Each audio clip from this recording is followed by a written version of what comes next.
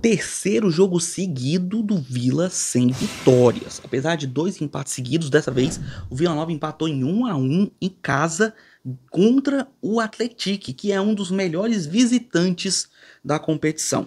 Vila Nova, que treinado pelo Paulo Turra, tem como um dos seus méritos, vamos dizer assim, uma das suas pregações, a intensidade, parece que começa a perdê-la nesse começo tão intenso, vamos dizer assim, do treinamento do Paulo Turra. Foram 2 vitórias em casa, 2 vitórias em Goiânia, para depois não conseguir mais mostrar a mesma intensidade, mesmo jogando no Oba.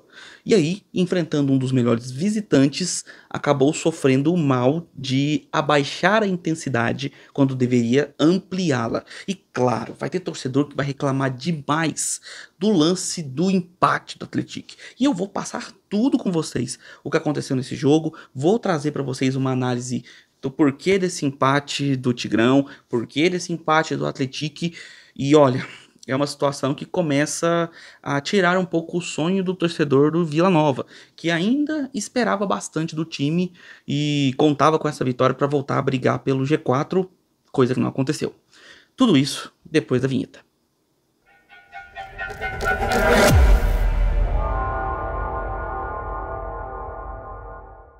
Fala aí, seus torcedores que não curtem um empurrãozinho. Sejam bem-vindos ao canal, meu nome é Victor Gader. Sem mais delongas, as escalações aqui na tela.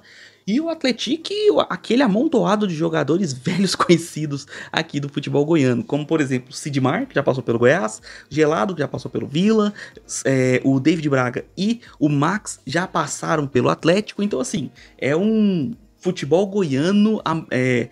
né, mix ali que a gente tem. Mas brincadeiras à parte, um time que vem fazendo sim uma Série B bastante surpreendente. Quando subiu para a Série B, o Atlético era cotado como um dos que iam brigar definitivamente pelo Z4. Em alguns momentos até viveu isso, mas com o time treinado pelo Rui Duarte, cara, fora de casa o Atlético é uma pedra no sapato. E nesse jogo ele veio a campo com o zagueiro Sidmar e o Alex, nas laterais o Douglas Pelé e o Rodrigo Gelado, como eu falei. Volantes Fabrício e João Miguel. E além disso, o Sandri funcionando meio que como um terceiro volante, meio articulador, meio armador. Além do David Braga, que seria esse meio ofensivo. 2 atacantes à frente, o Max mais pela esquerda e o Ronaldo Tavares como central. E aí, eles visitaram o Vila, que eu falei, vindo de 2 resultados negativos fora de casa.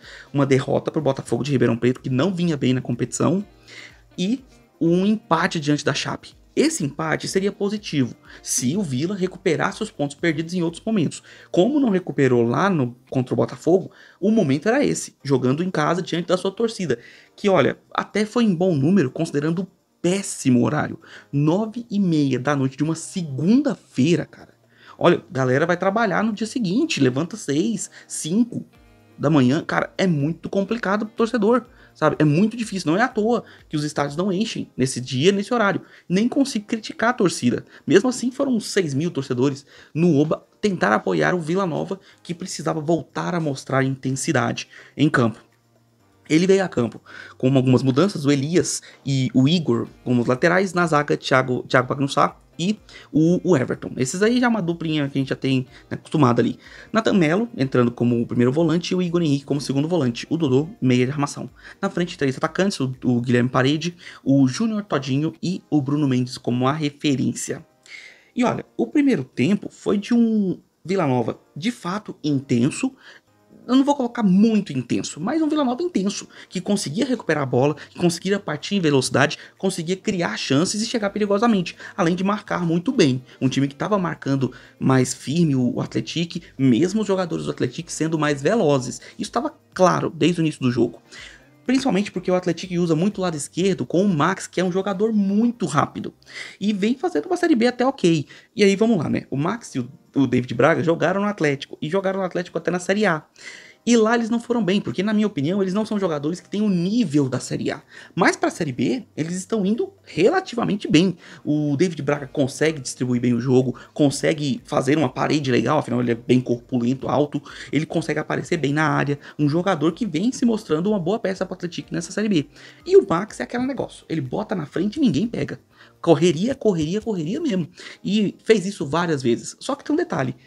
No primeiro tempo, o Atlético estava meio afobado, vamos combinar. Muitos e muitos chutes de fora da área. Tentativas da entrada da área, tentativas de fora, muitos chutões, assim. Uma característica diferente do que a gente viu o Atlético fazer em outros jogos fora de casa, que é usar a boa triangulação pelas laterais em velocidade, aproveitando espaços deixados na defesa. Eles até tentaram em alguns momentos, mas estava meio afobado. A finalização não estava exatamente o que se esperava do Atlético. Do lado do Vila, tivemos várias chegadas perigosas, uma perigosíssima que o Todinho finalizou para fora do lado direito do goleiro Adriel. E olha, o Vila era intenso e merecia o gol que aconteceu. O gol que veio numa jogada pelo lado esquerdo, foi feito um cruzamento e o Todinho, calando a minha boca, porque eu venho falando há muito tempo, que eu não me convence o Todinho. Mas ele foi lá e fez o gol, finalizou, fazendo um belo gol, 1-0 pro Vila, merecido. Tá? O Vila merecia, era melhor na partida, era mais organizado, mais no meio de campo, por exemplo, ele estava mais encorpado, tinha um preenchimento dos espaços mais eficaz. O Atlético continuou se baseando no chutão de fora da área, chutes de fora da área e tentativas de velocidade pelo lado esquerdo. E aí fomos para o segundo tempo, o Atlético fez uma mudança fundamental, a entrada do atacante Luiz Felipe. O Luiz Felipe, do lado esquerdo, jogando contra o Elias, cara, ele tava fazendo o Elias passar um sufoco terrível. Primeiro porque lá no primeiro tempo, o Elias já tava sofrendo com chegadas por aquele lado. Principalmente com as chegadas do David Braga, às vezes do João Miguel aparecendo por ali, o próprio Gelado dando uma trabalheira para ele. No segundo tempo, o Luiz Felipe cansou ainda mais o Elias nas jogadas pelo lateral. E, cara, vários dribles, várias tentativas de avanço. Tudo bem, o Atlético não estava finalizando tanto. Até teve uma outra finalização perigosa, uma que foi pelo lado direito, mas o jogo até que estava relativamente controlado. Porém, o jogo foi seguindo a partida, o Vila começou a também criar algumas chances, teve até uma chegada perigosíssima. E aí, a gente precisa falar do lance do gol do Atlético. O gol do Atlético se origina numa jogada do Vila, uma bela troca de passes, uma troca de passes envolventes com o Dodô e tal. A bola chega para o Todinho, não estava impedido, tá? Pelo menos eu não vi impedimento. O lance está passando aqui para vocês. No momento que eu estou fazendo essa análise, eu não revi o lance, tá? Mas para mim não havia impedimento. Ele avança em direção à bola para finalizar na saída do goleiro Adriel e o jogador do Atlético o empurra com a mão. Ele desequilibra, não consegue finalizar. A jogada segue com o goleiro Adriel recuperando a bola, fazendo um lançamento para frente. No desenrolar, há um passe nas costas da defesa do lado direito, mais precisamente nas costas do lateral Igor. E aí, o jogador do Atlético avança, cruza a bola na área e o Ronaldo Tavares, na primeira finalização, ele se embanana todo, o que confunde os zagueiros do Vila, mas aí na segunda ele finaliza, ainda há o contato, ele bate na perna do jogador, acaba tirando o gol, tirando a bola ali da direção de defesa do Kozlinski, que hoje substituía o House ali no gol. Cara, esse gol, quando ele sai, em primeiro momento, eu tinha até esquecido do lance do possível pênalti. Tá lá, né? Beleza. Entenda o seguinte, o gol saiu, o juiz marcou o gol, validou o gol e tava aguardando a questão do VAR para traçar as linhas no passe em profundidade. Só que o VAR chamou o juiz para avaliar o possível pênalti. Se o VAR chamou, significa que o VAR entendeu que aquele empurrão seria pênalti. E aí o juiz tem que ir para ver se ele concorda com o VAR. Entenderam? Então assim, pro VAR foi pênalti. Agora, o juiz foi lá e ele fez a avaliação dele. E antes de eu falar da avaliação, que vocês que assistiram o jogo já sabem, eu vou dar a minha opinião. Empurrão é falta. Fora da área, dentro da área, não interessa. O empurrão é falta. Isso aí todo mundo sabe. Agora, normalmente, os juízes eles têm uma dificuldade brutal de marcar um pênalti, um lance grave na área, se o jogador não fizer um escândalo. Se ele não fizer, assim, uma coisa emblemática, uma coisa chamativa, se ele não fingir que quebrou uma perna. Se não for desse jeito, o juiz parece que não marca. Ali há um empurrão claro e evidente, uma extensão do braço do jogador do Atlético que força o Todinho para sair da linha de finalização. Isso, se não é falta, cara, eu não sei o que isso é, sabe? Se o jogador tenta finalizar, o outro empurra ele e evita que ele faça a jogada, O que é isso, cara? Isso é falta. Isso é falta. E o VAR chamou corretamente. Era pro juiz ter visualizado isso e entendido. O Todinho não pôde fazer a finalização correta pro gol porque ele foi empurrado. E assim, não foi um empurrãozinho que não. Que, tipo assim, não influenciou na finalização. Porra, me desculpe. Você que joga futebol, você sabe muito bem que na hora que você tá correndo, qualquer contato que a pessoa faz, qualquer chegadinha de lado ali, você já se desequilibra todo, cai no chão. Vocês sabem disso. Qualquer pessoa que corre sabe disso, que um contato mínimo vai fazer você se desequilibrar. E esse contato, ele até não pode ser que ele não seja faltoso, se ele seguir as regras do futebol, que é, por exemplo, contato ombro a ombro, que é uma dividida no ar, alguma coisa do tipo. Não é o caso. O jogador havia ganhado na velocidade, estava à frente do marcador, que precisou estender o seu braço para gerar o contato que então desequilibrou o atacante de finalizar. Desculpa. Pra mim, perdão, tá? Você pode discordar, coloca nos comentários, fica à vontade. Mas pra mim isso é muito pênalti, tá? Isso é muito pênalti. Não foi assintoso. Não foi muito forte, não importa. A infração é infração. Sendo forte, sendo fraca, sendo média, é infração. Infração dentro da área, pênalti. E o juiz não marcou, ele desconsiderou. Ele considerou que não foi suficiente, sabe, pra desequilibrar. Cara, eu achei um absurdo. E aí, por consequência, o gol do Atlético foi validado, porque não havia impedimento, 1-1. E aí, esse resultado era muito melhor para o Atlético, que tem um aproveitamento de 70 e tantos % fora de casa. Um time que joga muito bem fora de casa e usa muito essa questão da velocidade nas pontas. Todo mundo sabe disso. Só que o Vila acabou vacilando em uma jogada, praticamente. Não me lembro de outras chegadas tão perigosas como a questão do gol. Teve uma ou outra finalização, se não me engano, teve até uma no primeiro tempo ali, né, uma chegada mais perigosa, mas no geral, o Vila até controlava bem a partida, controlava bem os espaços e controlava bem na parte defensiva. E também até legal na parte ofensiva, apesar do Bruno Mendes, pra mim, sabe, ele tentar cavar demais falta, tentar cair demais no chão e tudo mais, e não só ele, o Guilherme Parede também tentou, e tudo mais, jogadores deixando cair demais no campo, mas, cara, tava indo relativamente bem, o Todinho foi bem pra mim. Ele fez um bom primeiro tempo, fez um segundo tempo razoável enquanto esteve em campo. E cara, ele foi o jogador que tentava chutar de fora da área, tentou finalização, tentou a participação. Me fez morder a língua, porque eu sempre acho que ele é o que menos participa, vamos dizer assim. Mas não, nesse jogo, pra mim, ele foi dos jogadores do Vila um dos melhores.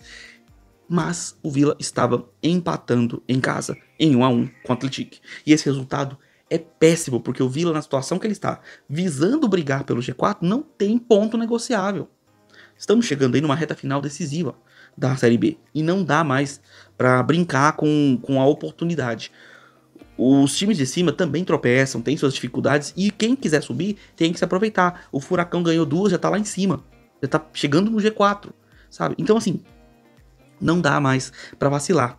E esse gol cai muito na conta do vacilo. Não só porque, obviamente, o Vila merecia que tivesse sido marcado o pênalti, na minha opinião, mas a questão defensiva deixou o Atlético fazer aquilo que ele sabe fazer de melhor, que é a velocidade nas costas da defesa. Resultado, um empate. Depois não teve, nenhum dos dois times teve muita força para buscar o gol que daria a vitória a ambos. O Atlético queria o fim do jogo com o empate, para ele é ótimo, pro Vila péssimo, mas não teve forças para lutar. O resultado, o Vila empata, fica ainda na parte intermediária da tabela. O próprio Atlético também se mantém ali, tranquilo com relação à briga contra o Z4, na minha opinião. É um time que vem mostrando a capacidade de fugir dessa situação de briga contra o rebaixamento, e principalmente jogando fora de casa, que é o mais incrível, né? Jogar fora de casa é muito difícil, mas o Atlético vem indo muito bem e certamente vai conseguir se salvar fazendo esse futebol, que é, cara, é um futebol beabá de Série B que funciona. O time às vezes faz um gol e se retranca, quando ele tá com o placar adverso, ele se lança ao ataque, mas não de forma bagunçada. Ele aproveita o adversário e os espaços para buscar velocidade e vem conseguindo pontos dessa forma. O Vila tentou fazer isso. Ele fez o gol, deixou a bola com o Atlético no primeiro tempo e conseguiu, com isso, cavar algumas oportunidades de tentar fazer o segundo. No segundo tempo também, fez assim boa parte do jogo, mas depois que levou o gol, tentou se lançar o ataque de qualquer jeito e aí fica bem complicado.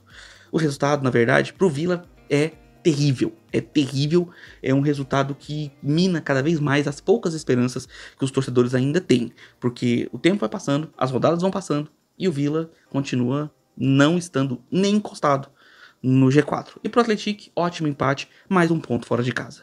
Mas e aí? O que você achou desse jogo? O que você achou desse empate? A decisão do juiz com relação ao pênalti? Concorda? Discorda? Você, torcedor do Vila, ainda tem esperanças com relação ao acesso? O que o Vila precisa fazer? A intensidade do Turra, será que ela tá acabando? Será que tá acontecendo alguma coisa assim? E aí? O que rola? O que tá rolando?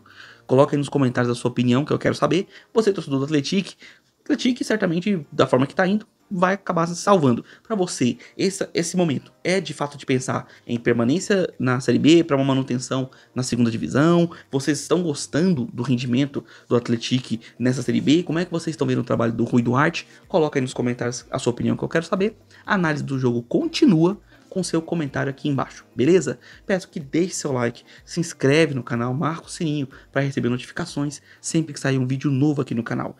E compartilhe o vídeo com seus amigos para que outros torcedores recebam essa análise assim como você. Se você deixar o like e aparecer o botão hypar para você, clica nele, ele é especial, ele não aparece para todo mundo. Você clicando, você participa da gamificação da plataforma e além disso, você ajuda o canal fortalecendo o trabalho e aumentando o engajamento. E se puder contribuir financeiramente e quiser os benefícios do grupo de membros, assine, se torne membro do Gader Futebol Clube. E a partir de apenas R$ 1,99 você tem inúmeros benefícios, como conteúdos exclusivos para os membros, você tem tabela de jogos, tabela de esportes para você acompanhar no seu dia, seu esporte, seu time favorito. Além disso, você tem membros especializados em futebol para conversar com você, comentaristas do YouTube, memes, figurinhas, tudo aquilo que você espera de um grupo de futebol sempre visado no âmbito esportivo, nada no pessoal, um grupo para você se informar e se divertir e ganhar um monte de benefícios, tudo isso a partir de apenas R$ 1,99. E você ainda ajuda o canal a continuar funcionando. Beleza? Eu vou ficando por aqui, nós nos vemos nos próximos vídeos. Um abraço de torcedor para todos vocês.